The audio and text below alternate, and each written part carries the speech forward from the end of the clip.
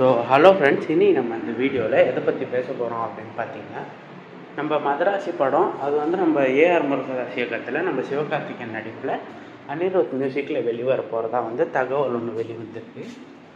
இப்போ பார்த்தீங்கன்னா வந்து நிறைய படம் நம்ம வீடியோஸ்லேயே சொல்லியிருக்கோம், நிறைய படத்துக்கு வந்து இன்னும் சேட்டலைட் ரைட்ஸ் வந்து தரலை வைக்கலை அப்படின்னு சொல்லிட்டு.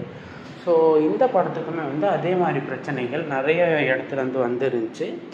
லைக் சேட்டலைட் ரைட்ஸ்னால் இந்த டிஜிட்டல் பிளாட்ஃபார்ம் இந்த படத்தை வாங்கலை அப்படின்ற ஒரு பிரச்சனை தான். இப்போ என்ன அப்படின்னு பார்த்தீங்கன்னா, நம்ம நெட்ஃப்ளிக்ஸ் வந்து 23 கோடிக்கு மெத்ராசி படத்தை டிஜிட்டல் ரைட்ஸ் வாங்கிக்கிறேன் அப்படின்னு சொல்கிறேன் அப்படின்னு தகவல் வந்திருக்கு.